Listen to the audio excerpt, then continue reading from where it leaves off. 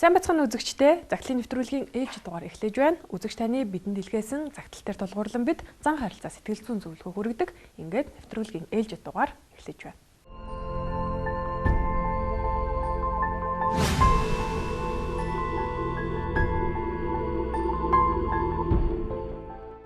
Загтлын нэвтрүүлгийн хамт олонд энэ өдрийн мэндийг хүргэе.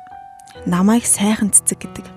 Одоо 25 настай. Би танаа нэвтрүүлгээр дамжуулаад өөрт байгаа сэтгэлийн хүнд хэцүү асуудлаасаа багч гисэн салж зөвлөгөө авахыг хүссэн юм аа.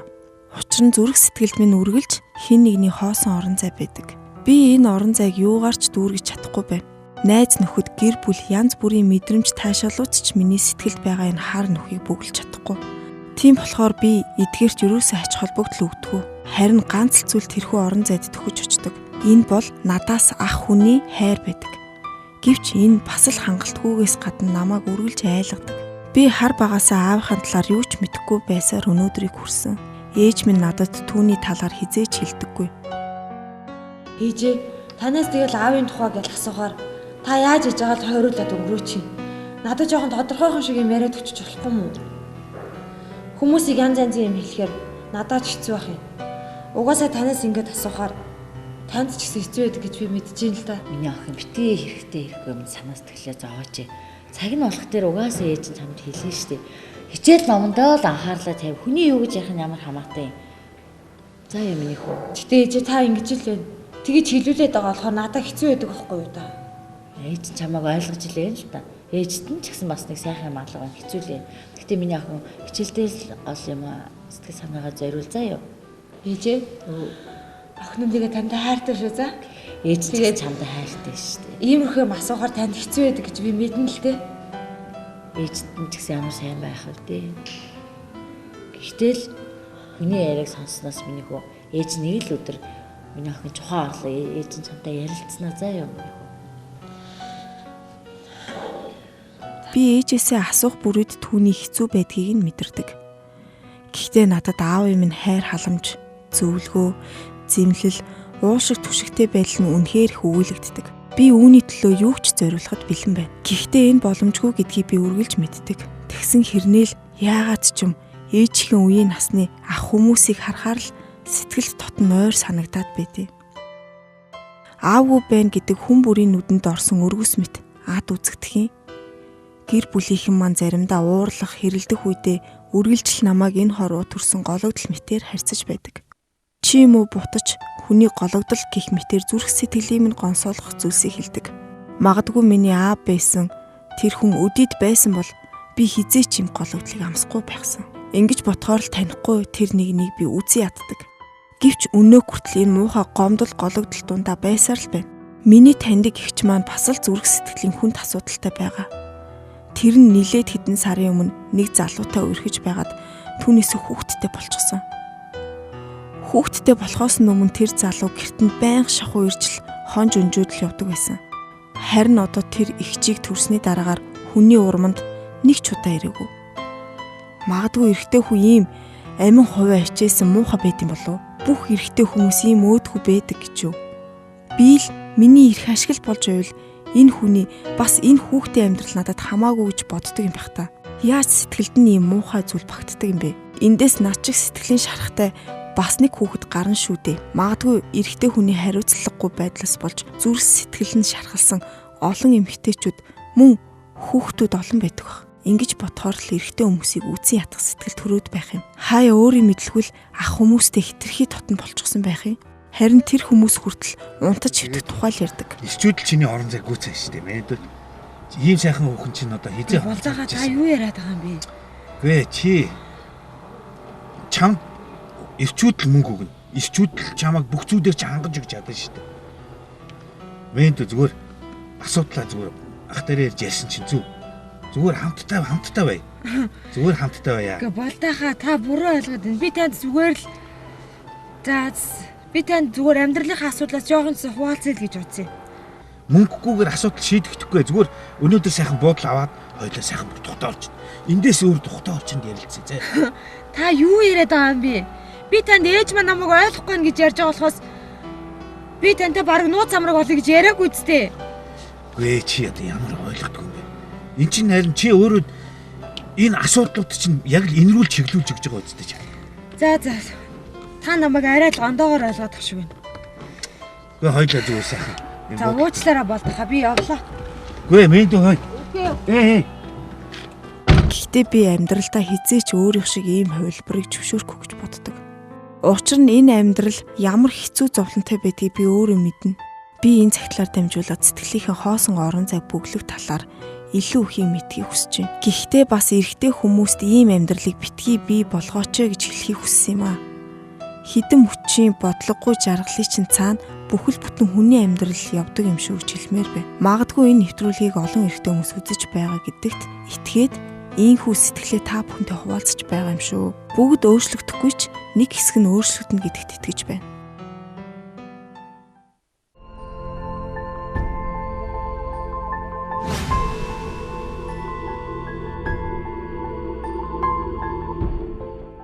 За тэгэхээр сайхан надаа энэ өдрийн мэндийг хүргэе.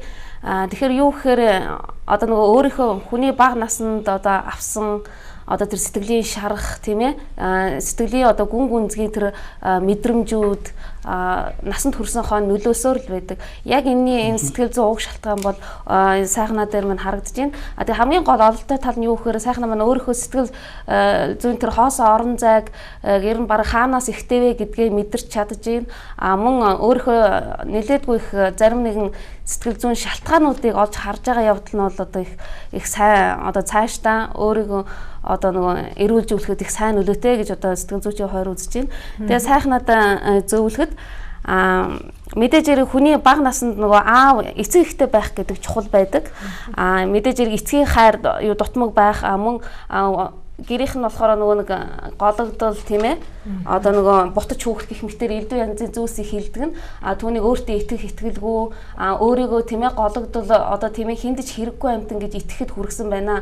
Хүүхэд ерөнхийдөө төрөөд одоо хорвоогийн альва зүйлсийн тухай дуршлаг байдаггүй. Яг энэ үед нь хүрээлэн байгаа орчин өөрт нь одоо яаж хандаж ийн тэргээр өөрийгөө хүлээж авдаг. Гэтэл бол хүний ерөөсөө сэтгэл зүйн хэрэгцээ тийм ээ хайрлагдах гэсэн хэрэгцээ, хүндлэгдэх гэсэн мэдрэмж энэ болгон бол хүний өөрийнх нь төрлөх хэрэгцээ байдаг. Хүмүүс зөвхөн нэг хоол ч юм уу, нойр ч юм уу физиологийн хэрэгцээг л хүний амин чухал хэрэгцээ гэдэг боловч яг ухтаа нөгөө нуугдмал гэж бид нар нуугаад байдаг. Гэвч энэ бол үндэ бол нуугаад ахаар зүйл биш, хайрлагдах гэсэн, хүндлэгдэх гэсэн энэ ерөөсөө л яг физиологийн хэрэгцээтэй адилхан агаар мэтэл одоо хэрэгтэй зүйл байдаг. Энэ ялангуяа хүүхдэд тийм ээ. Гэтэл бол энэ хүүхдэд маань нөгөө эцгийн орон зай гэдэг юм маш их дутагдсан байна. Тэгээд дээрэс нь энэ орон зай гэд дутагдж байгааг нь одоо нөгөө эргэн тойрных нь хүмүүс маш хүн дээр одоо хүлээж авч түүнийг энэ хүүхдийн буруу мэтээр одоо ойлгуулсан байна. Тэгэхээр сайхнаа маань яг үхээр ирээдүйд одоо болтол одоо энэ хоосоо байгаа орон зай бол одоо аавынхаа орон зай тийм ээ. Хэрвээ аав нь байсан бол бусад хүмүүст ингэж одоо нөгөө доромсогдохгүй байсан гэсэн ийм одоо ухамсаргүй мэдрэмжүүд ингэж зөнхөлж байгаагаас маш их тийм хоосоо орон зай бий болсон. Магадгүй чиний төрөх цаг хугацаа, чиний төрөх байдал ямар нэгэн талаар алдаатай юм уу? Тэр хүмүүсийн буруугаас болсон байх. Чиний өөрийн төрөлт гэдэг бол буруу зүйл огт байгаагүй. Чамайг бурхан хүссэн, чинь дэлхий дээр төрөх ёстой нэгэн байсан. Харин одоо би чамайг зүрх сэтгэлийнхээ шарах зовроосоос яаж гараач гэж бодож байггүй. Чиний энэ байдал чамд буруугүй. Энэ чиний үүрэх алдаа биш. Чи бүх хүмүүсээ уучлчих. Чи аавыгаа өөрийгөө янз бүрээр хэлдэг тэр хүмүүсээ бас өөрийгөө уучлчих. Чи өөрийгөө үнцэнтэйгээр бодчих. Ямарваа нэг шарахыг, ямарваа нэг сэтгэлийн дарамтыг эдгэхийн тулд хамгийн чухал зүйл бол уучлал байдаг. Дөөмөн чи бүхнийг уучлж бодоод одоо чи шинээр арагшаага өнгөрсөн үе рүүгээ биш. Одоо харин ирээдүйд байгаа өөрийнхөө үе рүү бас өөрөө эдгэрсэн төгс зүрх сэтгэлээр ороосоо гэж би шамд зөвлөх байна даа. Зүрх сэтгэлтэй ямар нэгэн шарахтай бол цаашаад эрүүл сэтгэж аз жаргалтай сэтгэл хангалуун амьдрахад үнэхээр хүнд байдаг шүү дээ. Тийм ч учраас өнөөдөр бидний эрэлхийлж ярилцаж байгаа зүйл маань маш үн цэнтэй ийм цаг байж чаддаг юм аа. Тэгэхээр сайхнагийн үед гэх юм бол гол асуудал нь энэ сэтгэлийн хоосон орон зайгаа ханаас үүснийг мэдрээд байгаа боловч хэрхэн яаж нөхөрлөх үү, бүглэх үү гэдгийг мэрэгжлийн хүмүүсээс асуухыг хүссэн энэ захаанаас ажиглагдаж байгаа шүү дээ. Зүрх сэтгэлд нь бөглөж шархлуулж ирсэн энэ орон зайг, энэ зовлон гачгийг яаж даван туулах ер нь боломжтой гэдэг юм байна. Тийм ээ, яг нөгөө өнчин өсөх гэдэг тийм ээ. Тийм амар зүйл биш.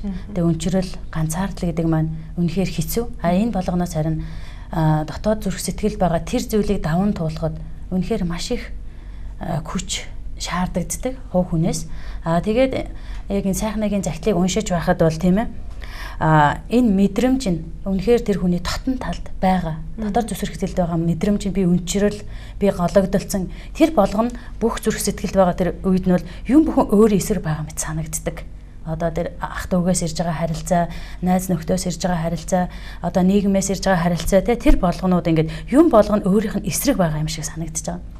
Тэгээд загталд өгүүлсэн шиг тий өргөс хог хүн болгоно уурлаж гологдол мэтээр үздэг гэдэг тий үнэхээр яг ингээд бүх зүйл нь хвчийн бүгдийг өөрчлөхийн тулд хамгийн гол чухал зүйл маань юу вэ гэхээр уучлал байгаа. Уучлал гэдэг бол байх хэрэгтэй. Заавал байх ёстой.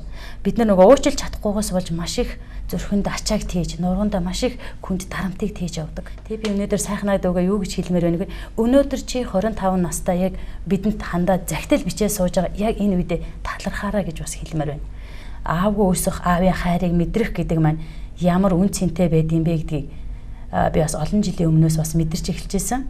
Тэгээд аавгүй өснө гэдэг бол тийм ч амар зүйл биш. Хүүхдүүд ааваа гэж дуудаад явах, аавынхаа гараас хөтлөөд явах тэр үед дотроос нэг зүйл дандаа зурагдаж, дандаа нэг хүлээсэн сэтгэл, харуулсан сэтгэл харагддаг байсан. Миний хувьд гэх юм бол бас аавын хайрыг үзэж өсөөгүй.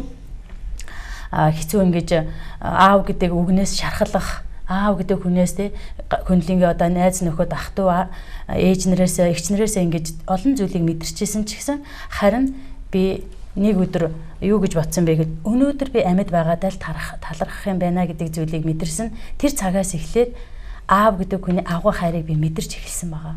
Тэгээ би сайхнадаа юу гэж хэлмээр байна вэ гэвэл өнөөдөр бидний махан биеийн аав өнөөдөр байсан ч байгаагүй ч тэрнээс илүү хайрыг өгч чаддаг бас тэнгэрлэг аав гэж байд юм аа. Тийм болохоор мэдээгүй хувьд яг энэ аавын хайрыг мэдрэхийн тулд бас олон зүйл бас ингэж мэдрээсэ гэж бас чи бас энэ зүйлийг мэдрэхийн тулд энэ загтлыг бидэнд бичсэн байгаа болохоор би үнэхээр их баярлж байна. Ерөнхийдөө сайхнадаа энэ бүхнийг яаж даван туулах вэ гэхээр хамгийн нэгдүгüрт нь одоо нөгөө өөрийгөө ойлгох хэрэгтэй яг яагаад гэдэг хэдийгээр мэдрээд байгаа ч бүр түр тийм ээ иймэрхүү шалтгаанаас улбаатай гэж мэдэрж байгаа боловч яг тэр мөн чанараа мэдэх хэрэгтэй. Нэгдүгüрт хүн төрөөд хүлээн зөвшөөрөх хэрэгцээ байж идэг. Тийм ээ би чинь аавтай ээжтэй би чинь одоо нөгөө хүссэн хүүхэд шүү дээ гэх тийм ээ мэдээж эрийг одоо нөгөө гэр бүлийн орчин болоод нөгөө аавгүй өссөн энэ сэтгэл санааны хоосоо орон зай бий болоход нэг том түлхээс болсон мөн аюулгүй байдлын тийм ээ амьдрал гэдэг чинь аюултай аюулгүй гэсэн хүүхдийг хичнээн жоохон байхад энэ юу ч мэдэхгүй гэл аав ээж нь хоорондоо хэрэлдээд би чамтай яах суулаа гэж хэрэлддэг. Тэр үед нөгөө аав нь байхгүй хүн тохиолдол тийм ээ энд яадгүй гэхээр ерөөсөө энэ хорвоо дэлхийд намайг хамгаалах өмгөөлөх хүн байхгүй байна аюултай байна гэж хүүхэд мэдэрдэг. За ийм гүн гүнзгий тэр бага насны ийм оршихуун хэрэгцээ хайрлагдах гэсэн тийм ээ энэ бүхэн дутагдсанаас үүдэлтэй тэр сэтгэлийн шарх одоо хүртэл явагдаж байна. За тэгэхээр бид нар хоол идээд хоолыг боловсруулж гаргахдаа тийм механизм байдагтай яг адилхан сэтгэл зүйн механизм бол яг тийм байдаг. Энэ юу гэхээр нөгөө бид нар сэтгэл санааны дарамтыг үргэлжил авч идэг тийм ээ нийгмээс гэр бүлийнхнээсээ тийм ээ хайрлагдах гэж бодтол хайрлагдаж чадахгүй байх тийм ээ би хүлээн зөвшөөрөгдөг гэтэл хүлээн зөвшөөрөгдөж хүндлэгдэж чадахгүй байх гэд энэ болгоноос яад вэхээр үргэлж хүнд дарамт ачаалал авч идэг. Тэгвэл энэ дарамт ачааллыг заавалчгүй чөлөөлж иж одоо нөгөө хоолыг эхнийх нь хоолыг боловсруулсны дараагаар дараагийн хоол эрүүл зохистой шингэдэхтэй яг ялгаагүй дараагийн тэр ачааллыг даван туулах хүч чадлыг олдог юм аа. Тийм болохоор сайхнагийн хувьд яг вэхээр тэр их гомдол бухимдлаа тийм ээ тэр их уур үзэн ядалтайгаа юу гаргах хэрэгтэй. За ингийн тулд маш их шат тараалсан их олон арга хэмжээг бол авах хэрэгтэй. Мэргэжлийн хүнээс тусламж авч болно тийм ээ. Зөвлөгч нараас тусламж авна. Энэ яд вэхээр ерөөсөө тэр дотор байгаа уур бухимдлыг ихлээр тийм ээ гомдол зэвүүцлийг ингэж гаргахгүйгээр дараагийн тэр надад өшөө ингэж аав байхгүй ч гэсэн би ийм хоос орон зайг нөхөж чадна гэсэн тэр юмыг хүлээж авч чаддгүй. Тийм учраас нэгдүгээрт нь бол өөрийгөө яг юунаас болоод гэдэг гүн гүнзгий ойлгох, хоёрдугаарт нь тэр ойлгосон зүйлүүдээс гомдол байвал, уур бухимдал байвал тэр бүгдийг өөрөөсөө одоо чөлөөлөх хэрэгтэй. Энэ одоо нөгөө би төрсөн байна тийм ээ би ийм чухал байна энэ би байгаа юм чил хамгийн чухал нь гэдгийг ойлгож мэдрэх юм бол энэ бол хамгийн их сэтгэлийн хоос орон зайг нөхөх тэр их сайхан зүйтэй гарцсан байнамаа хэрвээ өөрийгөө ингээд би энэ дээр чухал шүү би төрсөн чухал юм байна тийм ээ би чи эмгтэй хүү юм байна би чи эрэгтэй хүү юм байна тийм ээ эрэгтэй үн цэнтэй эрхэм хүндтэй хүү юм байна гэдгийг ойлгож мэдэрч чадах юм бол угаасаа эргэн тойрны хүмүүс чиний энэ яг тэгээд мэдрээд ирэнгүүт бид бид нар ч нөгөө дотор бодож байгаа зүйлээ сэтгэлийн хөдөлгөөн, мэдрэмж, биеийн үйлдэл, нүдний харц гэдэг олон зүйлээр тийм ухамсаргүй тийм үг ярианы тусламжгүй мэдээлэл дамжуулаад ирдэг. Тэгээд нөгөө эргэн тойрныхан тийм ээ аавгүй гэсэн өрөвцөн харцаар өөрийгөө үргэлжлэл аавгүй гэж өрөвдөж байх юм бол хүмүүсийн тийм зүйлсийг л одоо хүмүүс тийм мэдээлэлээр дамжуулаад эргээд тэр хариу үйлдэлийг аваад байдаг. Гэтэл би чинь тийм ээ бие сайхан цэцэг. Би өнөөдөр эдэн настай тийм ээ. Би өнөөдөр ийм ажилтай, би өнөөдөр ийм эрхэм хүндтэй өнгөж мэдлж эхлэх юм бол хүмүүс ч гэсэн хүмүүсийн харилцаа ч гэсэн тэрийг дагаад өөрчлөгддөг. Тийм болохоор нөгөө сэтгэлийнхээ хоосоор нь гаднаас биш өөрөөсөө ирэх хэрэгтэй. Тэгээ өөрийнхөө сэтгэлийн гүн рүү нөлөө орцсон байна энэ загтлыг уншихад өшөө цаашаа ороод өөрийгөө гүн гүнзгий ойлгоорой гэж одоо хүсэх байна. Тийм ээ өөрийгөө доогуур үнэлж явдаг учраас эргэн тойрны хүмүүст тийм ээ харилцаа тогтоож чаддгүй болдог. Үнэхээр өөрийгөө доогуур үнэлсэн би үнчээ шүү. Би үнэхээр бутаж хөөгт шүү гэд үнэхээр яг нөгөө гаднаас өөрлөө нь ирж байгаа тэр зүйлүүд өөрийнх нь оюун бодол зүрх сэтгэлд нь хадгалагддаг учраас тэр маань хүмүүстэй харилцааг үүсгэхэд дандаа хам болж хэрэн болж зогсож идэг. Тийм болохоор өөрийгөө доогуур үзсний хэрэггүй тийм ээ. Би үн цэнтэй. Би өнөөдөр энд байгаадаа талархаж байна гэж өөрийгөө үн цэнтэй тооцох юм бол чаны тэр хан үүсгээд байгаа чам руу ирээд байгаа тэр буруу зүйлүүд чинь тэр сэтгэлийн чинь зовоогоод байгаа тэр асуудлууд болгоно бүгд нурж унах болно гэж би бас сайхнаад хэлмээр байна. Эрчүүдийн талаар бас сэтгэл дундуур явдаг. Тэгээд бас тэдэнд бас бүх ийм одоо хариуцлахгүй байгаа ч гэж хэлхийг хүснэ бас өөрийнхөө танилагчийн жишээн дээр бас бидэнд бичиж ирүүлсэн байсан шүү дээ.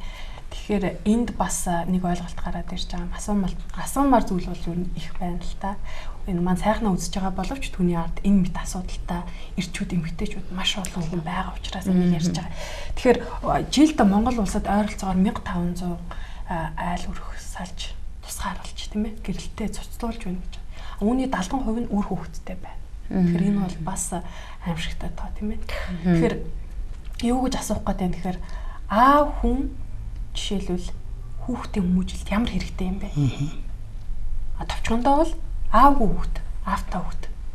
Энд бол мэдээж сэтгэл зүйн ялгаа ямар байгаа нь энэ цагтлаас харагдаж штэ. Хэдий 25 хүрээд би хүн болчихсон ч гэсэн өнөөдөр эцгээр дутаж явна, тийм ээ. Тэгэхээр аав хүний хариуцлага үүрэг юу гэдэг юм бэ? Их чаргалах.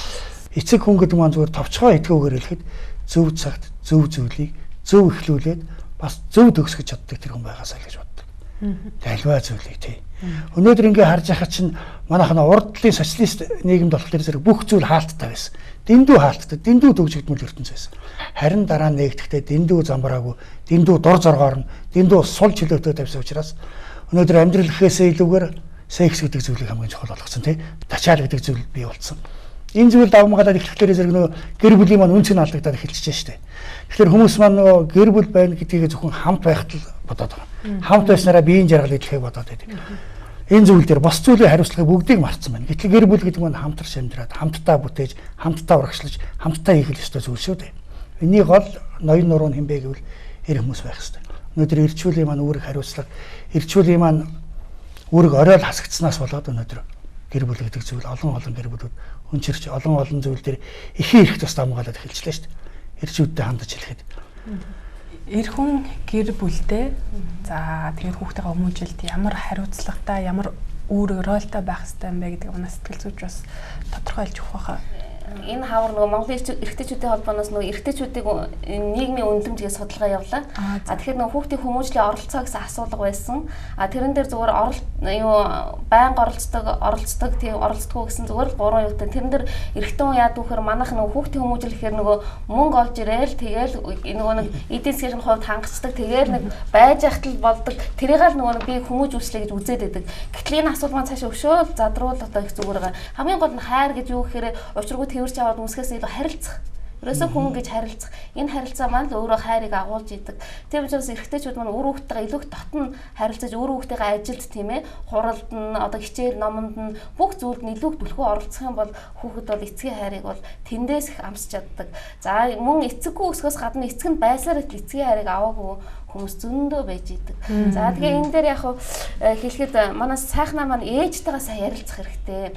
Тухайн үед яг тухайн эрэгтэй маш муу хүн учраас хаяад явцсан юм уу? Эсвэл нэг ямар нэгэн шалтгааны улмаас бид нар ингээд хоёр хос болоод эрэгтэй ингээл явчлаа. Ерөөсөө эрэгтэй хүн муу хүн одоо явчлаа хайчлаа. Эмэгтэй хүн ерөөсөө хөөх юм нь үлдчихлээ, хаягдчихлаа, гологдчихлаа гэсэн ойлголт байгаад байдаг. Гэтэл нөгөө эрэгтэй эмэгтэй гэдэг хоёр хүн маань хоёр өөр ертөнц. Эрэгтэй хүний ертөнц гэдэг чинь шал өөр тийм ээ. Эмэгтэй хүний ертөнц гэдэг чинь өөрөө агуу зүйл. Тэгээд энэ хоёрын дээрээс хувь хүмүүс гэж одоо өөрсдийнх нь нөгөө зан арын шин тийм ээ төрөлх хүмүүжил, соёл гэд тэр бүхэн өөр ийм том шал өөр ертөнцүүд нэгдэж яхад тэр дотор зөрчил гарахгүй яах юм бэ тийм ээ. Тэр дотор үл ойлголцол гарахгүй яах юм бэ. Энэ бүгдийг даван туулж чадаагүйгээс болж одоо нөгөө хосуу салдгаа. Энэ хосуу салхад бол мэдээж ирэх хүүхэд өнчирж байна. Тийм болохоор нөгөө нэг бие биендээ гологдож хаягдаж ингэж гутарснаас илүү бид нар нөгөө эвдсэн нээлж зогсож чадаагүй юм байна гэдгийг ойлгох юм бол би гологчлоо гэхээсээ илүү миний аав ээж хоёр тийм ээ хоорондоо зогсож чадаагүй байна. Магадгүй зогсоод амьдрсан бол эцэгтэй хэрнээсээ энээс илүү тийм ээ сэтгэлийн хоосрол амсахыг үгүйсгэх аргагүй. Тийм учраас магадгүй нөгөө нэг бие биентэйгээ зогсохгүй байсан учраас тухайн үед салсан байж болно. Тийм учраас ээжээрээ одоо тэр асуудлыг яриулаад яг юу нөлөөлсөн бэ тийм ээ. Үнэхээр нэрэн бас ээжийнх нь буруу байсан. Тийм учраас ээж нь юм хийж чаддаггүй байсан байж болно тийм үү. Гэх мэтлэн маш олон янзын шалтгаан байгаа.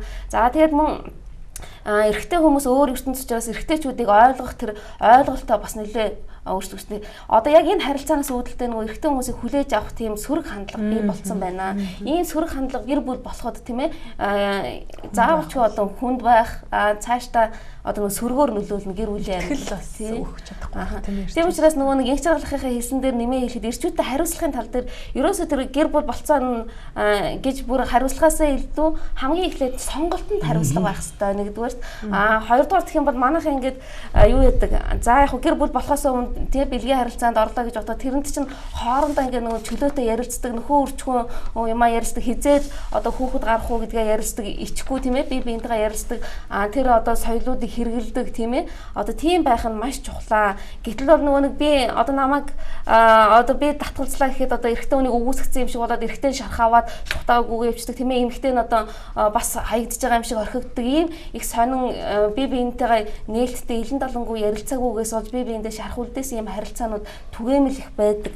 Тийм учраас эрэгтэй хүн дээр яг хөхөр хэрвээ эмэгтэй хүнтэй харилцаа тогтоосон бол нөгөө нэг эхлэж чадсан бол төгсгөж чаддаг байх хэрэгтэй.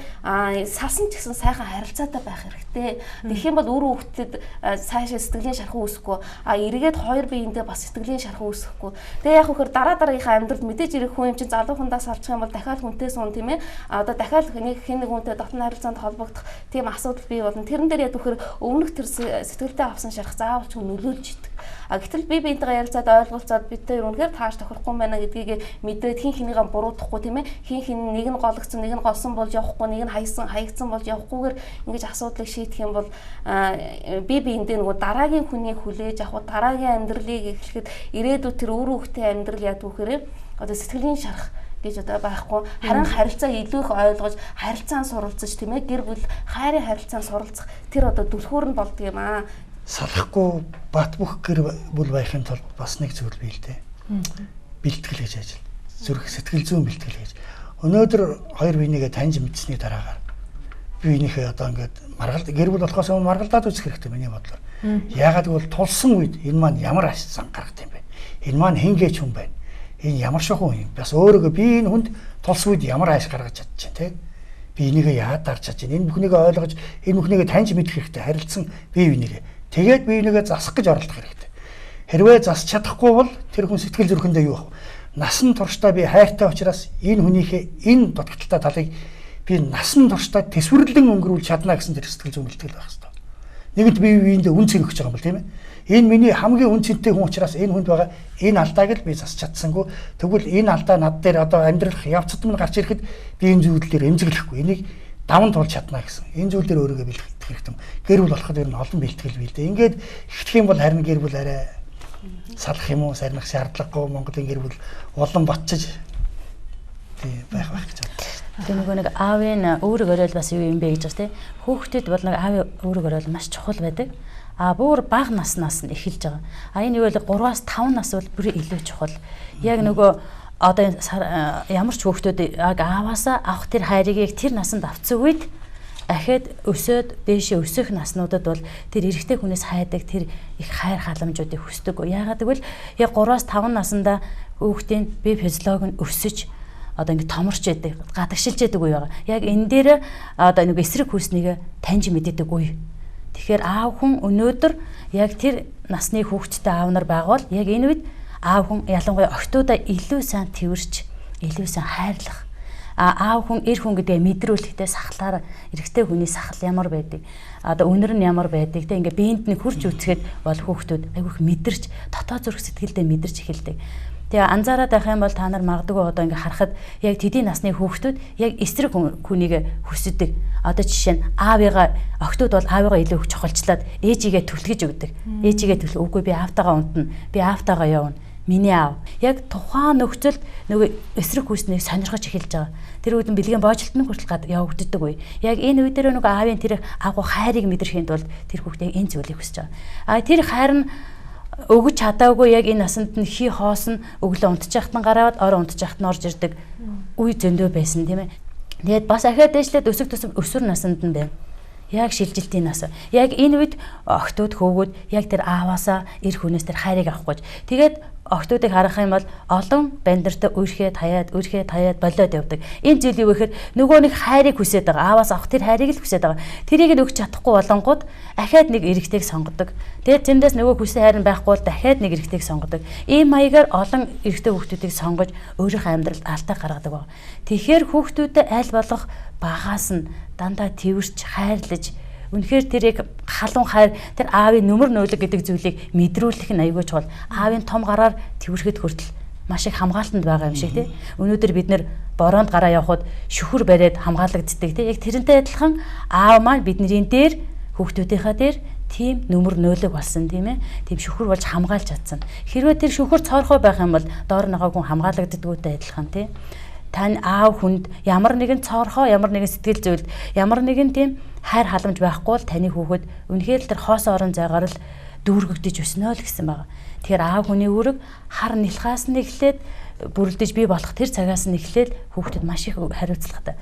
Өнөөдөр хөвлөд таны хүүхэд хөвлөд ээжийнхаа хөвлөд байхад нь аав нь ярьдаг байх хэрэгтэй. Аавынхаа дуу хоолойг сонсдог байх хэрэгтэй. Аав нь хүүхдтэйгээ ярихад тэр хүүхэд тэр ураг маань сонсч байдаг тийм ээ. Тэгж зөв хүмүүжлэг болдог. Хүүхдээ хайртай гэдэг үгийг хөвлөд байхад нь хэлэхэд тэр хүүхэд хайраар хизээж дутаж амьдрахгүй. Харилцааны тал дээр аав гэж чухал үүсдэг л дээ. Аав гэдэг үн цэнтэй, жинтэй, нугаршгүй байдаг гэж ярьдаг. Тийм үе байна. Бас өөр үе ч байна. Жишээ нь хүүхэд өнөдөр хичээлээс өрөөд ирэх. Ямар ч хичээл хиймээргүй, юу ч хиймээргүй гэдэг. Би өнөөдөр хичээлээч даалгавраач яг одоо би даалгавраа хиймээргүй байна гэд суугаад өгдөг. Чи яг одоо хийх ёстой. Яагаад гэвэл чи сурч байгаа учраас аав ихээс илүүгээр бодох хэрэгтэй. Миний өнөөдөр хиймээргүй байна уу яг одоо. Тэгвэл хоёулаа жоохон салхинд гараа. Хоёулаа гараа явъя. Жоохон зугаалъя. Тэр хүүхэд хийхгүй гэж хэлээгүй те. Ямар нэгэн шалтгаан байгаа тэр өнөөдөр юу ч хийхсээр хэн нэгэнтэй харьцах сонирхолгүй, хэн нэгэндээ сэтгэлээ нээх сонирхолгүй байж болно шүү дээ. Тэгвэл аав тэр хүнийг ойлгодог байх хэрэгтэй. Ийм байна уу? Юу вэ гэвэл хоёулаа сайхан гараад ярилцаад ямар ч асуудалтай байсан хүмүүс аав нь чиний дэргэд хамтдаа байгаа шүү те. Энэ асуудлын дунд аав чи хамт байгаа гэдгийг тэр хүүхэд ойлгоо тэр нөмөр нөөлгийг авах юм бол эргэж орж ирээд хичээл хийх тэр сэтгэлийн төнхөө бий болж эхэлнэ. Юу ч байсан хамаагүй хийж гэж алгадах юм бол нөгөө хүн магадгүй ааваас айгаад хийх байх. Гэхдээ нөгөө хичээлээ үзэн ядаж эхэлнэ. Магадгүй тэр даалгавар өгсөн багшийг үзэн ядаж эхэлнэ. Тэгэхээр бид нар их зүйлийг үзэн ядуулахгүй яг зөв байлгахын тулд юу вэ гэвэл аав хүний харьцаа айгуу чухал байгаа байхгүй юу? Сая сэтгэл зүйч маань хэлж байна ээжтэйгээ ярилцах хэрэгтэй гэж те. Тэгээ судалгаанаас харахад Монголд өргө толгойсон 30 гаруй мянган эмэгтэй гэсэн тоон үзүүлэлт гарсан байлээ. Тэгээ үүний цаана бас магадгүй аав байх хариуцлагаасаа зугтсан тийм ээ. Олон шалтгаантай эмэгчүүд байгаа хаа. Тийм ч учраас энэ аав хүний хариуцлага ямар чухал байдгийг та бүгдээр хэлүүлэхийг хүссэн. Мөн энэ дашуунд бас нэг зүйлийг асуумаар санагдаж байлаа. Ганц бие за хүүхдээ өсгөж байгаа ээжүүд хүүхдтэй харьцагтаа бас их зөв харилцаатай зөв харьцах хэрэгтэй юм шиг. Жишээлбэл аавын талаар ойлголтыг бас их зөв өгж явах хэрэгтэй юм шиг. Жишээлбэл бодит байдал дээр за аав чи ингээ хаяа явчихсан. Чиний аав ингэсэн те. Чиний аав муу хүн байсан. За чи аавынхаа муу дуурайхаж гэдэг юм. Энэ зүйлүүд хүүхдийг маш их шархлуулж за өөртөө итгэлгүй байх. За өшөө эр хүнд итгэхгүй байх. ийм зүйлийг үүсгээд цаашаа нөгөө охин маань жишээлбэл эмэгтэй хүүхдтэй ялангуяа тийм ээ өсөж том болно, нийгмийн харилцаанд орно, хувь хүн гэр бүлээ зохиоход энэ маш их том саад дотор болоод байдаг юм санагдгийг. Тэгэхээр өрх толгойлж яваа, ганцаараа хүүхд өсгөж яваа энэ эхчүүд одоо ямар зүйл дээр анхаарах хэрэгтэй. Жишээлбэл их асуудаг штэ би одоо хүүхдээ яах вэ? Их том толгойтой гадуур тэнээд байгаа миний өөдөөс ингээд ийм авир гаргаад тань гэдэг. Энэ бол эргээд нөгөө хүүхд буруу хөхөөс илүү бас нэг ээжээ бас анхаарах хэрэгтэй нэг юм яваад ах шиг байна л да. Тэгэхээр энэ тал дээр тодруулж өгөөч бас олон эмэгтэйчүүд бидний үзэн суугаа гэдэг дээр хэлцэхгүй байна л да. Мэдээж эр хүнд гомцсон сэтгэл. Тэгээ дээрээс нь өөр хүүхдээ авч явах тийм ээ. Маш олон зүйл одоо ингээд өөр ирэхгүй одоо эмэгтэй нуруунд дээр амьдрал дээр одоо ирсэн байна. Энэ тохиолдолд яах вэ гэхээр нэгдүгээрт өөрийнхөө тэр эрэгтэй хүнтэй харилцаж чадаагүй тийм ээ. Эсвэл одоо нөгөө тэр амьдралаасаа ойлгож зөв талаас нь хүлээн зөвшөөрөх хэрэгтэй. Тэгээ ерөөхдөө хосуудтай ирэхэд би биенийгаа нөгөө хүлээн зөвшөөрөх асуудал их чухал байдаг. Түрүүний нөгөө сэтгэл зүйн бэлтгэл. Тэгээ нөгөө сайн мууг нь хүлээн зөвшөөрч чадахгүй мууг нь хит их засах гэж тийм ээ. Хит их хүчилснээс болж одоо хоорондоо юуж байгаа. Ийм харилцааны шалтгаануудаас болоод салсан байдгийм шүү. Тийм ч бас өөрийнхөө салсан болоод тийм ээ ингэж үлдэж байгаа тэр шалтгаануудаа их зөвөр ойлгох хэрэгтэй. Тэгээ тэрийг мөн сэтгэлээ уудалж тийм ээ гомдож харах байдгийг бол тэрийгнээс өөрийгөө цэвэрлэх хэрэгтэй. Тэгээд өөр хүүхдтэй яах вэ гэхээр эцэгтэй нь харилцаж исэн харилцаагаа нэг төдийлэн тийм нууцлаг биш тийм ээ ил тод хэлдэг. Тодорхой хэлдэг ээж нь тэн дээр алдсан, аав нь энэ дээр алдсан. Гэхдээ ээж аав хоёр нь хоёулаа мэдээж эрэг чамааг олж байхдаа тийм ээ баяртай байсан, баярлж исэн. Бид нар ийм сайхан амьдарч исэн. Гэхдээ бид нар нөгөө цаашдаа хамт амьдрах чи том хүн болоод ойлгоно гэдэг юмыг одоо хийж өгч явах хэрэгтэй. Тэр аавынхын тухай ингэж зөв зүйтэй ярих нь бол тэр хоос орон заг нөхөд их чухал болгодог. Тэгээ мөн эцэгтэй нь уулзуулж байх тийм ээ. Эцэгтэй нь ямар ч байсан сайн харилцаатай байх гэдэг ийм чухал алхмууд байдаг. Хэрвээ ийм зүйл одоо боломжгүй байх юм бол яг хөөрэ хүүхдтэйгээ их ярилцдаг, хүүхдтэйгээ сэтгэл санааг их ойлгодог байх хэрэгтэй. Тэгээ эмэгтэйний нэг зан юу гэдэг вэ гэхээр нөгөө ээж хүний ялангуяа нөгөө өөрийнхөө л одоо удирдан зохион байгуулах гэдэг. Гэтэл хүний сэтгэл санаа ч л нөгөө удирдан зохион байгуулагддаг нэг зүйл байдаг. Тэр нөх хүүхдээ одоо чи тийг инг онц сурах хэвээр өшөө нөгөө шар нь хөдөлсөн тийм ээ. Энэстэй нэр би одоо амьдрал дээр инг хүүхдээ өчнөө одоо юу сургууль хичээл номоор шахаад тийм ээ чи дэх хэвээр инг хэвээр гэж шахаасаа илүүтэй нөх хүүхдтэй байгаа зөв ярилцдаг байх хэрэгтэй. За ярилцахын тулд яг хөөрэ эхлээд зүгээр хүүхдээ сонсох хэрэгтэй. Тэгээд нөгөө өөрийнхөө үзлээр тийм ээ өөрөө ямар ч зөв хандлагатай юу, буруу хандлагатай юу гэдгээ өөрөө мэдээгүй гэж тийм ээ. Тэр хандлага хүүхдтэй нь ялзаа. Тэр хандлагын үдээс хүүхдээ нэг юм ярих гэж байхад нь гүү тэгдгүй ингэдгийн чи тэгчээч ингэчээж гэж шууд тулгын хүлээлгэхээс илүү миний хүүхэд одоо юу мэдэрч чинь тийм ээ. Миний хүүхэд юу бодож чинь, миний хүүхэд одоо ямар байна гэдгийг тэр сэтгэл санаанд нь илүү анхаарал тавих юм бол хүүхэд хэдийгээр нөгөө аав байхгүй ч гэсэн ээжтэйгээ нөгөө мэдрэмжээ чөлөөтэй хуваалцаад ирэхээр сэтгэл санааны шарах багтай, өөрийгөө илэрхийлэх чадвартай, цаашаа нөгөө өөрийгөө үн цэнтэй гэж ойлгох тийм мэдрэмжтэй хүн юу болж өсдөг юм аа. Тийм болохоор манай эмэгтэйчүүд маань мэдээж хэрэг амьдрал хүнд хэцүү байгаа ч гэсэн сэтгэл санааны асуудалтай илүү их анхаарал тавьж байгаарай гэж хэлмээр байна. Үнэхээр эмэгтэйчүүд өнөөдөр олон хүмүүс судалгаанаас харахад маш их олон гэр бүл толгоос эмэгтэйчүүд байгаа. Тэрэн дотор ч олон шалтгаан байгаа. Магадгүй зарим нөхөр нь салсан, эсвэл орхисон, эсвэл нас барсан тийм ээ. Шалтгаан бол олон байгаа. Харин яг ямар шалтгаанаас өөрөө ингээд бие дааж те амьдрч хүүхдүүдийнхээ ачааг үүрч яваа бэ эмэгтэйчүүд олон байгаа. Дотор нь судлаад үзэх юм бол тийм ээ. Тэгэхээр үнэхээр өнөөдөр нийгэмдэр өөрөө хажуудаа ханилсан хань байхгүй өөр хүүхдүүдэд өсгөж яваа эмэгтэйчүүдэд бол маш их ачаа байдаг. Сэтгэл зүйдний хүртэл зөндөө олон ачаанууд, шархнууд байдаг. Тэр эмэгтэйтэй ярилцаад үзэхэд бол олон зүйл байгаа. Харин тэрийг эмэгтэй хүн болж л өгвөл гарахгүй хичээдэг, нуудаг. Цаашаага нуувал болохгүй байсан ч болж байгаа юм шиг дүр эсгэж тийм ээ өөрийгөө хүчилж амьдардаг. Сэтгэл зүйн хүүд маш төвчээртэй байдаг эмэгтэйчүүд тийм ээ. Одоо хүүхдээ бодоод миний хүүхэд муу явах үедээ гэдгийг зүйлээс болж тэр эмэгтэй маш их хөдөлмөрлөж юуг л бол юуг хийж амьдарч байдаг. Харин яг тэр эмэгтэйчүүд өнөөдөр ингэж явна таны бас буруу биш юм аа. Тийм ээ. Бас зоригтой ингэж явах юм бол илүү сайн сайханд хүрэх боломжтой. Харин хүүхдүүдээ өсгөөд өнөөдөр миний хүүхэд миний өгөөнд орохгүй байна. Миний хүүхэд том толгойтой болчлоо. Би яах вэ гэдэг асуудлыг тавьж ирдэг ээж нар олон байдаг. Харин өнөөдөр тэр асуултыг тавихаас өмнө ээж нар юуг олж харах хэрэгтэй бол хүүхдээ олж харах хэрэгтэй. Өнөөдөр таны хүүхэд хэдэн насн дээрээ яваа бэ? Та хэдэн насны хүүхэдтэй бэ? Тухайн хүүхэд тэр насанд бие физиологийн үед ямар өөрчлөлт гардаг вэ гэдгийг нь эхлээд харах хэрэгтэй. Зөвхөн тэр гаргаад байгаа үйлдэл асуудлыг харах биш. Өнөөдөр таны хүүхдэд юу хэрэг дутагдаад байна? Яг бодит зүйл амьдралын зүйл хэрэгтэй бай юу? Эсвэл зүрх сэтгэлд нь тийм хангалттай үг хэрэгтэй байна уу? Тэр зүйлийг ээж эхлээд хүүхдээс анзаарах, тийм сонсох хэрэгтэй. Тэр сая манай сэтгэл зүйч маань хэлсэн дээ хүүхдээ эхлээд сонсоороо. Энэ бол айгүй чухал зүйл. Ээж нар бид нар өнөөдөр чийл тэгэх ёстой, ингэх ёстой гэдэг. Харин тэгвш харин эхлээд хүүхдээ сонсоо. Миний хүүд өнөөдөр ямар зүйл вэ? Чамд яг юу бодогдож байна гэд эхлээд сонсох нь айгүй чухал тийм ээ. Ер нь манай Монгол эмэгтэйчүүд өвөг дээдсээс уламжлагдаж ирсэн тэр зүйлээрээ л чи тэгэх ёстой, ингэх ёстой. Нэг хүүхдийг сонсохгүйгээр дандаа дарангуулагч хэлбэрээр маш их явцсан. Харин одоо нийгэм бол тийм биш тийм ээ. Ер нь бид нөгөө хүнээ сонсож, хүнийх хүүхдийнхээ доогуур орж үйлчилж өгөхөд тэр хүүхэд өнөөдөр таныг хүндэтгэх тийм ээ. Бидний хүүхдэд биднийг хүндэтгэж өгнө.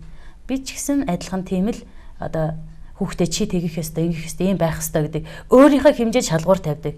Өнөөдөр бидний хүүхдүүд хизээч тийм шалгуурт хүрэхгүй. Тэр чинь дөнгөж өсөж төлөвшөж яваа үе. Бидний насанд хүрсэн хойноо тэр хүүхэд тийм шалгууранд хүрэх боломжтой байгаа. Тийм болохоор бас тий хүүхдүүдээ бид нар илүү бас сонсож, хүүхдүүдэд үйлчилж, хүүхдээ хайрлаж тэгж өсөх юм бол манай ээж нар илүү олон зүйлд хүрэх боломж байгаа. За тэгээ ээж нарын тухай гэлээ. Тэгээ эр хүний хувьд бас зарим нэг зүйл хэлэхэд манай туяагийн хэлдэг үнэндээ хүүхдээ сонсож доогуур нь хүүхд өөрийгөө төлөвшүүлж өөрийнхөө гэсэн нэг төр төрхийг гаргах гээд байгаа шүү дээ. Гэтэл чи заавал минийхэрэ байх хэрэгтэй гэж үнэхээр болохгүй. Тэгээ хүүхдийнхээ доор нь орж үйлчлэнэ гэдэг маш чухал байдаг. Доор нь орно гэхлээр зэрэг буруугаар ойлгож болохгүй л дээ. Далай тэнгис яагаад хамгийн том байд юм бэ гэвэл хамгийн жижигхэн гол горихноос төвшнгөөрөө доор байдаг. Тийм учраас тэрлүү бүх зүйл цутгаж байдаг шүү дээ. Тэгэхээр зэрэг би яг энэ утгаар нь доор нь орно гэдэг үг маань энэ утгаараа гэж бодож байна. Тэгээд би нэг миний амьдрал дээр бас нэг жишээ л дээ. Нэг нөхөр нь хаяад явцсан, нэлээ арх уудаг, агсан тавьдаг байсан. Тэрнээс хүүхэд гарсан тэр эмэгтэйгээс. Тэгээд тэр хүүхдийг төлөвшөл ээж юу гэдэг вэ? Алдаа болгоны шүүдэг байсан. Энэ яг эцгийгээд уурайсан. Эцэг нь ийм байт. Ингээл гэр орныг тогтоохгүй арх уухлаараа зэрэг хамаг юмыг өрн дараагаад би нэг салж амарч үлээ. Шовт ингэсээр үсэн. Эхлээд мэдээж хүүхэд эцгийгээ буруутгадаг байсан. Дараа нь эцэгтэй нь адилхан гэж өөрийг буруутгаж байгаа тэр хүмүүсийг үзээ ядаж эхэлсэн. Буруутгаж эхэлсэн. Тэгээ эцэст яасан арх уугаа том болсон. Би эцгийнхээ ширийг хатаанагаад арх уугаад агсан тавьдаг болсон. Өнөө ээж маань хамгийн дургүй зүйлээ хүүхдэд ойлгуулах гэж хичээсэн боловч харин амаараа ярьж тэр хүүхдэд тийм мэдээлэл өгсөөр байгаад яг хамгийн зургүй тэр зүйлээ бий болгоцсон. Одоо яах шаргачихгүй болцсон. Тэгээд бид нар дээр хандж ирсэн. Одоо яах вэ? Хамгийн гол шалтгаан юу вэ гэвэл ээжийг өгчээсэн мэдээлэл ээжийнх нь буруутгал ээжийнх нь адилтгал буюу харьцуул байсан байхгүй юу. Тэр бас яг энэ зүйл дээр эцэг ихэр нь аль нь ч гэсэн анхаарч байгаа. Хүүхд бол хэн нэгнийг дуурайх албагүй тэр өөрийн гэсэн нэг тийм цогцыг бүрдүүлэх ёстой юм шүү дээ хүн болгооч тийм ээ. Бас нэг өөрийн гэсэн хэл хязгаартай болж байгаа. Тэгэхээр бид нэр улс орон ч гэсэн хэл хязгаартай байдаг тий. Тэгэнтэй адилхан хүүхдийн хэл хязгаарлуу бид нэр довтлоод дайраад байгаа юм. Тий тэр хүүхд чинь бас өөрийн гэсэн тийм бодит ертөнцтэй болоод байгаа. Гэтэл бид нэр тэр ертөнц рүү дайраад тэр хязгаарлуу дайраад байгаа юм бол юу болох вэ? Мэдээж тэрэн дотор талбарт нь дайн болно тийм ээ. Сэтгэл зүйд нь үнэхээр таагүй хүлээж авах байхгүй. Тэгээ сая инкахын маань хэлдэг шиг бид нар амаараа юу тарина тэрийгэ хураана гэж байдаг. Өөр хүүхдээ сайн явуулахыг хүсэж байгаа бол сайнаар өрөөдөг л байх хэрэгтэй. Чи тийм байна гэж одоо алдааг нь хэлж байгаа нэртэйгээр хараагаад байх юм бол тэр таны хүүхдийн үе удам дээр хараал нь урсаар л байх болно. Тэгэхээр бид нэр өнөөдөр өрөөлөө амьдралаар амьдрах гэсэн хүмүүс байгаа тийм ээ. Тэгээ сайхнагийн маань хувьд хэлж миний хоосон орон зайгаа янз бүрийн зүйлээр нөхөх гэж оролддог тийм ээ. Яг энэ зүйлээ. Гэхдээ эрэгтэй хүн миний энэ орон зайд ойрхон байна гэж энийгээс хүртэл нуугааг байгаа. Тэр яг бага насандаа тэр аавын хайрыг аваагүй. Тэр эрэгтэй хүнээс сайхан хайр тэрвэрлэлээр тэрвэрлж үзээгүй. Мэдрээгүй учраас энэ зүйл яг өөрт нь ойрхон юм шиг санагддаг. Гэтэ миний дүүгээ хувьд бол одоо яг энэ зүйл юу вэ гэхээр 25 нас хүрсэн яг гэр бүл болоход бэлэн болцсон тийм ээ. Одоо яг шилжилтийн нас өнгөрөөд одоо бие хүн бол төлөвшсөн идэр залуу нас руу орж байгаа. Яг үерхэл нөхөрлөлийг чухалчилдаг үе болж байгаа. Тийм болохоор бас хэрвээ хин нэгэнтэй найзалж үерхийг хүсэж байгаа бол таны одоо дасал болсон хүн байна уу тийм ээ? Үнэхээр хайртай хүн байна уу? Энийг бас сонгож өөрөө мэдэрдэг байх хэрэгтэй. Тийм болохоор сайхнагийн хувьд бол энэ зүйл боломжтой. Тэгэхээр өнөөдөр чиний махан бие орхисон ч байхгүй байлаач бас мөнхийн эзэн бидний тэнгэрлэг ав хизээч биднийг орхитгүй юм аа. Эдгээр өгнүүд Бурхан эцгийн чинь халуун зүрхнээс гарсан. Тэр чамд хайртай. тэрээр амьдралынхаа туршид чиний эрен хайж байсан эцэг чинь билээ. Энэ бол түүний чамд зориулан бичсэн хайрын загтал юм аа.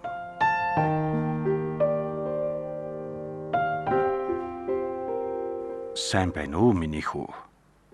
Чи намайг танихгүй байж болох ч би чиний тухай бүгдийг мэднэ. Би чиний сууж босхийг ч мэднэ.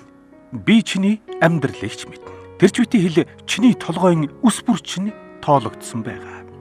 Чи миний дүр төрхөөр бүтээгдсэн. Тиймээс чи миний дотор амьдарч хөдлөж бас оршин тогтдог билээ. Чи бол миний хүүхэд. Би чамайг ихийн хөвлөд бүрэлдэхээс чинь өмнө харж байсан.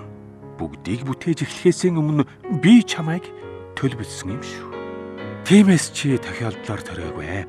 Чиний бүх өдрүүдийг би чамд өгсөн. Би чиний хизээ төрөх, хаана амьдрахыг чинь тогтоосон. Би чамайг ихийн хөвлөд урлан бүтээхдээ чамд энэ хорвоод мэдлэх тэрл өдрийг товлсон. Төрсөн эцэг чинь хүртэл чамайг над шиг хайрлаж чадахгүй юм. Учир нь би чамайг хизээж хаяхгүй. Уурлан шийтгдэг нь би биш. Би бол төгс хайр.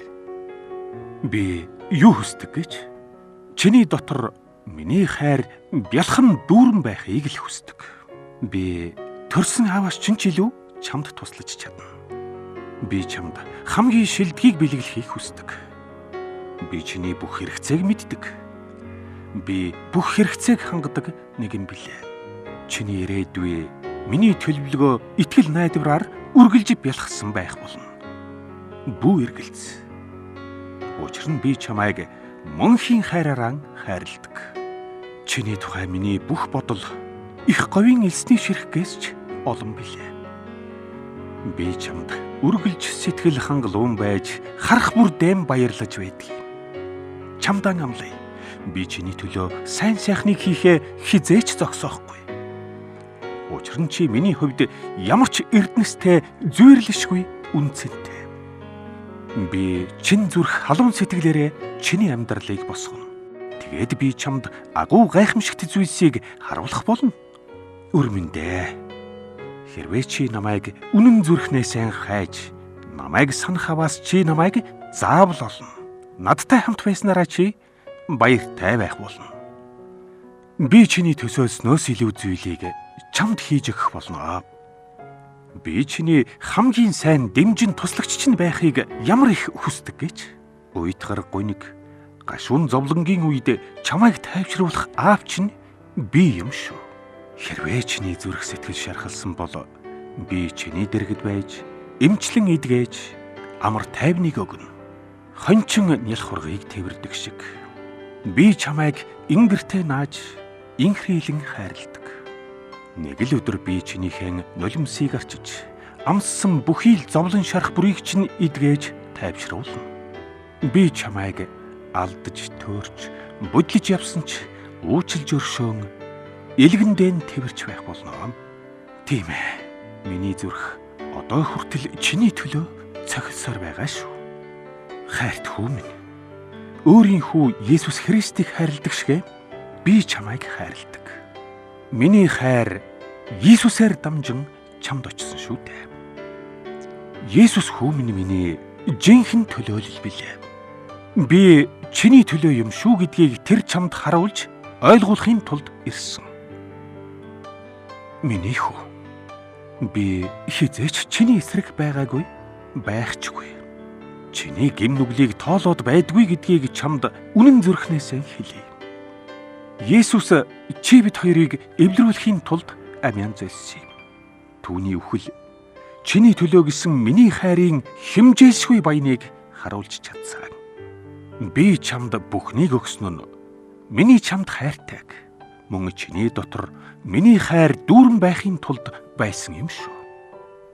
Чи миний хүү Есүсийг хүлээн авахдаа намайг ч гэсэн хүлээн авсан. Тиймээс хинч юу ч чамайг надаас салгаж чадахгүй. Одоо үрмэнэ. Над руу ир.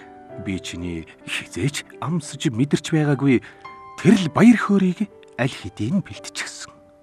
Би үргэлж чиний тэнгэрлэг эцэг, мөнхөд аав чинь байсаар л байх болно.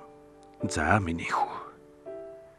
Эцэст нь гэж хэлэхэд би чамайгаа надтай яриасай. Надад зүрх сэтгэлээ нээгээсэй гэж хүсэж байна. Хүү минь. Чамдаа би маш их хайртай. Төгс хүчт бурхан болох Тэнгэрлэг эцэг чинь. Би энэ зүйлийг бас цаахнадаа хэлмээр байна. Тэгээд үнэхээр би яг энэ зүйлийг мэдэрч байгаа үед юу байсан бэ гэхээр яг аавын тэр агуу хайрыг мэдрэх тэр үед би өөрөө яг тэр өнчин байдлыг ямар их ганцаардал, хоосрол, ямар их хэцүү байгааг мэдчих та. Яг би тэр үед надад бас нэг бодогдсон зүйл юу вэ гэхээр би яг ийм өнчин хүмүүс, ийм өнчин хүүхдүүдэд би яг өөрийнхөө мэдэрсэн тэр хайрыг дамжуулъя гэдэг яг тийм шийдвэрийг бас аваад яг би бас өнчний байгууллагад бас олон жил ажилласан. Тэгвэл тэр өнчин хүүхдүүдэд тэр хайрыг өгөхийн тулд маш миний хувьд бас үн цэнтэй байсан. Тэгэхээр бас сайхнагийн хувьд маань яг энэ зүйл бас тийм ээ гайхамшигтайгаар өөрчлөхийг хүсээд энэ өдөр байгаа энэ зүйл маань харин одоо багаасаа ийм амьдралыг туулж ирж байна гэдэг маань чамайг яг ийм хүмүүс рүү өөрчлүүлэхийн тулд энэ хүмүүст одоо ашиглахдахын тулд тийм ээ энэ асуудлыг чамд өгөөд байгаамаа гэдгийг би бас байгаамаа гэдгийг бас хэлж өгмөр байна. Танаа алтан туяа зөвлөгч маань бас мэдээж Христэд итгэдэг энэ зөвлөгч байгаа шүү дээ. Өөрөө бас багаахаа амьдралыг ярьж байгаа тийм ээ эцэггүйсэн.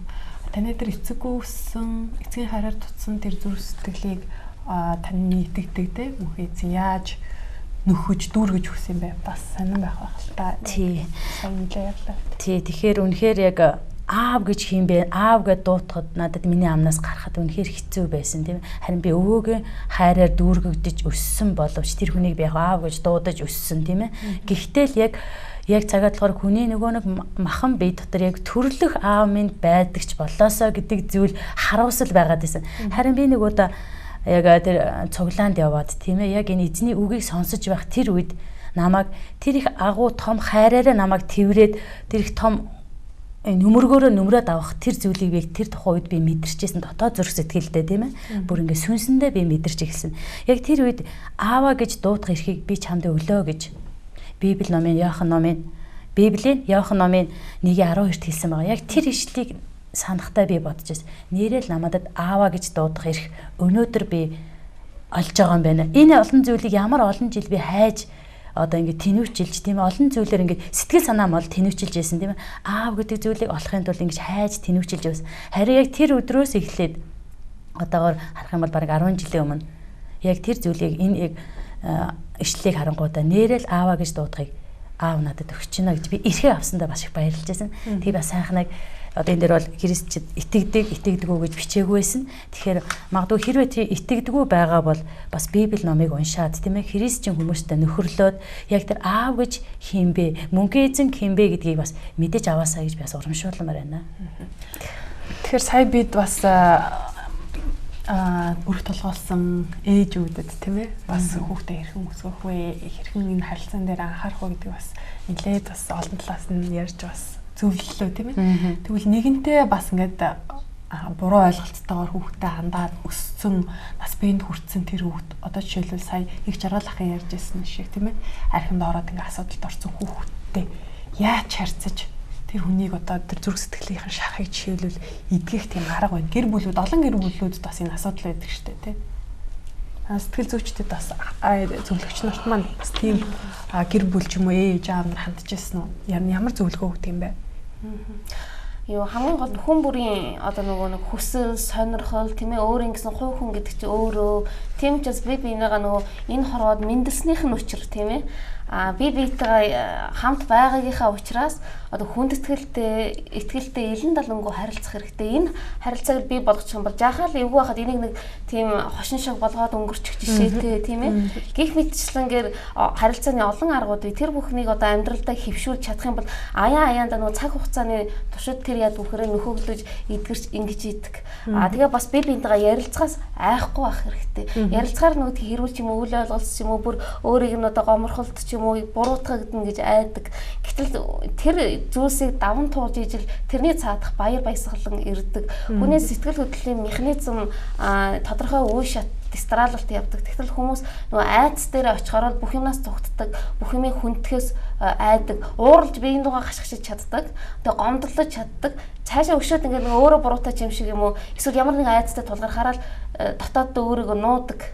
За тэгэнгүүт нөгөө өөрийгөө илэрхийлээд эхэлдэг. Би яг юу хүсэж исэн юм бэ, тийм ээ? Өшөө цаашлбал би юу чадах юм бэ? Бид одоо юуг хийж хамтдаа чадах юм бэ гэдэг зүйлс маань гарч ирдгээ. Тийм учраас би биентэйгээ ярилцахаас битгий ягараа манай монгол хүмүүс ялангуяа сэтгэлийн нарийн имийг хөндөхдөө их юу хойрог ийм хүмүүс байгаа. Гэтэл бол одоо ерөөсөө нөгөө нэг аргын буюу одоо ямар нэгэн тийм арга замаар тийм ээ монголчууд зүрд нь бүгдээрээ хүүхдэд хүмүүжүүлдэг. Хин нэгэн тэр хүүхдэд юм хэлэхэд бол тэрийг хүмүүжлэж хүлээж авдаг.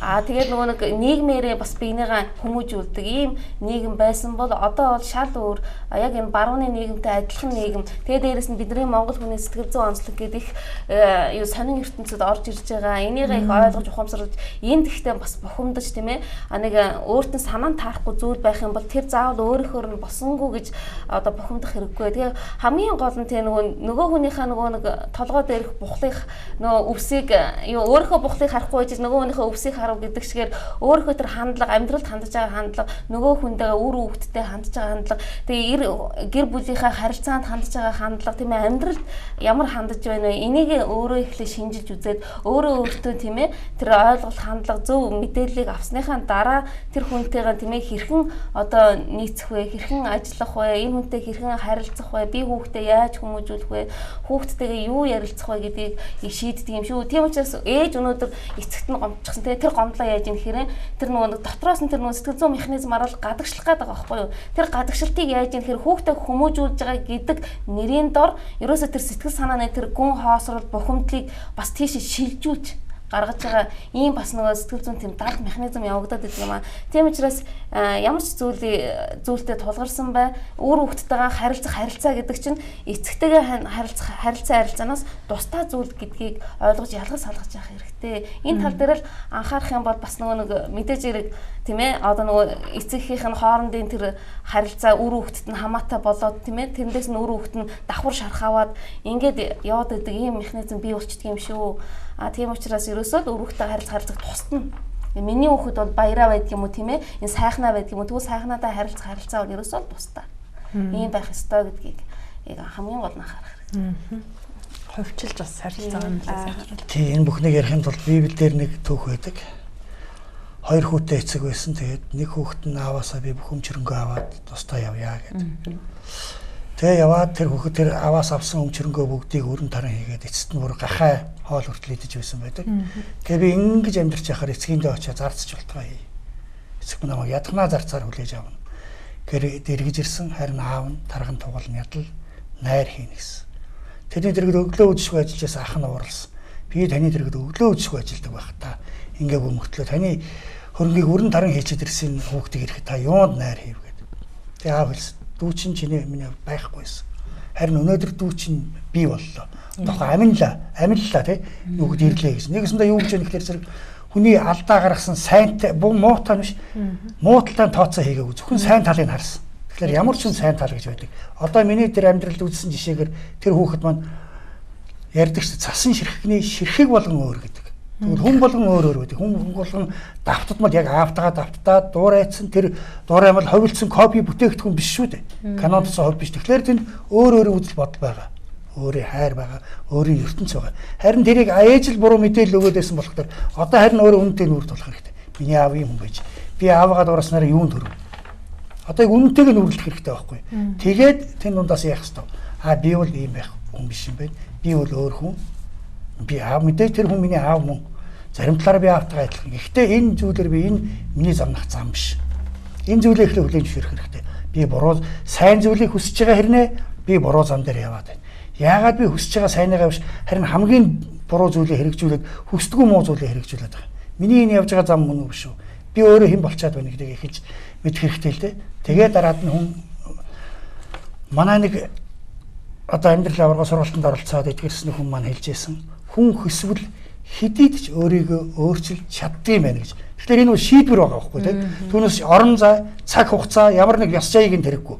Одоо би налаахад очиод юм уу эсвэл утаа гүмбэнд очиод эсвэл тэнгэрт гараад эсвэл 5 давхар байшингийн орой дээр гарсан хойноо эсвэл би сайд болсон хойноо энийг өөрчилнө гэдэг энэ зүйл биш байгаа байхгүй. Яг одоо яг энэ хугацаанд хүн шийдвэр гаргаад тэгээд тэр шийдвэрийнхээ төлөө явж чадвал хүн өөрчлөгдөж чаддаг байна. Тэгэхээр эхлээд өөрөө нүгэнтэйг нүүр тулах хэрэгтэй байна л да. Би яг хэн болоод юунаас үсээд юу болчихад байна. Яг миний байх ёстой зүйл юу юм бэ? Бид бас өнөөдөр олон зүйлийн тухай ярилцлаа. Нэг талаар сайхнагаа бас босгон байгуулах тийм ээ. Бас энэ сэтгэлийн хоосоо орон зайгаа өөрөө хэрхэн таван тулах вэ гэдэгт нь бас ойртуулж бас ойлголт өгөхийн тулд нэлээд олон талаас нь ярьлаа. Мөн нөгөө талаар бас ирчүүдэд хариуцлагатай байгаасай. Аав нарыгаа бас хариуцлагатай, ноён нуруутай байгаасай гэсэн үгнээс олон зүйлийг ярилцлаа. Тэг үзэгчд маань бас эндээс бас олон зүйлийг харж, ойлгож авсан бахаа гэж итгэж байна. Тухайн яг загтлын эзэнд хөвчилж бас товч тийм зөвлөгөө хүргэж бас гарцыг санал болгодог байгаа. Тэгээд зөвлөгч, мэрэгчлэнүүд маань, сэтгэл зүйч маань, хоёр зөвлөгч маань бас сайхнадаа бас товчхон үгүй хэлээч. За тэгэхээр сайхнадаа юуны түрүүнд өөрийнхөө сэтгэл зүйн онцлогийг мэдэх хэрэгтэй. Тэгэх юм бол нөгөө би түрүү зөвлөд яриан дундаа зөвлөө явсан тийм ээ. Нэгдүгээр шатд өөрийгөө маш гүнзгий төвшөнд ойлгох хэрэгтэй. Хоёрдугаарт нь өөрийгөө тэр гомдол бухимдал тийм ээ уур үзэн ядалтаас чөлөөлөх хэрэгтэй гэсэн. Ингэхдээ яах вөхөр тэр чөлөөлөхийн тулд сайхнаа маань ямар сэтгэл зүйн онцлогоо за энэ загтыг харахад бол их найруулга сайтаа өөрийнхөө одоо нөгөө нэг сэтгэл санааны дотоод мэдрэмжийг илэрхийлэх ийм юу бол байр чадвартай. Тэгээд тэрийг нэг тодорхой төвшөнд бас очиж чинь. Тийм учраас нөгөө загтал бичихч байдаг юм уу тийм ээ. Янз бүрийн аргууд байгаа, тактикууд байгаа. Мэргэжлүүдээс зөвлөгч нараас зөвлөгөө аваад тэр талын ажлыг хийж болно. Тэгээ хамгийн гол нэг зүйл юу гэхээр сайхнаа маань юу багаасаа одоо магадгүй нөгөө аавгүй өссөн гэдэгтээ хит их эмзэглэж тийм ээ.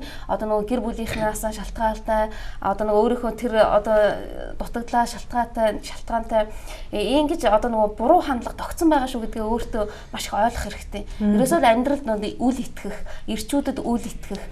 Тэгээд цаашдаа өөрийгөө одоо үнэлэхгүй байх тийм ээ бас ялгаагүй тэр таньдаг хчийг өөртөө адилтгаж бодсон байна тийм ээ гэх мэтлэн амьдралаас ерөөсөө өөртөө адилтгах маш олон зүйлийг олж харж өөрийн чинь хандлага маш их буруу зүг тогтсон байгаа учраас хандлагынхаа тэр зуршлыг тогтоох хэрэгтэй. Ямарваа нэг айдсыг юу үзэн ядалтыг уучлаар айдсыг бол итгэлээр ирээдүгөө хайраар ингэж чөлөөлж чадах юм бол мэдөө энэ зүйл бол тийм хүнд асуудал биш ээ. Ард тоцорсон зүйл шүү чиний хувьд. Тэгэхээр зэрэг ингэж чөлөөлөг дээрээ л гэж үсэх юм да. Тэгэхээр одоо сайхнаа маань тий үнэхээр уучлана гэдэг бол агуу томжил. Уучлал гэдэг маань өөрөө бол харанхуй хүчийг өгөө хийж байгаа гэсэн үг тийм ээ. Тэгэхээр өөрт чинь байгаа тэр айдас, тэр бодлуудыг уучлалаар даван туулна гэсэн үг. Тэгэхээр мэдээ өнөөдөр чиний амьдрал шинээр эхэлж байгаа шүү. Өнгөрсөн болгоон чинь саяынхын хэлдгээр тий ард тоцорсон. Харин ирээдүгөө илүү сайн зүйлээр төсөөлөөрэй гэж бас сайхнадаа хэлмээр байна. За тэгэхэд бидний нэвтрүүлгийн хүрээд өндөрлөж байна. Сайхнадаа бас дахин талархснаа илэрхийлье. Бидэнтэй бас энэ цаг мөчид бас нэгдсэн үзэгчтэй бас баярлалаа гэж хэлье. Тэгээд сайхнадаа хандаж хэлэхэд ой туургуйгаа мартаж өөдрөг байгаараа тэгээд өнгөрсөн бүхнийг мартаарай гэж хэлмээр байна. Аз жаргалтай өнөр өтгөн амьдралыг бас чамд өрөөд тэгээд манай зөвлөгч нарт бас хөвчилж хандах боломжтой гэдгийг ташрамд хэлье. Сайн байна уу цагтлын нэвтрүүлгийн ээлжид дугаарыг энэ хүрээд өндөрлөж байна. Баяртай.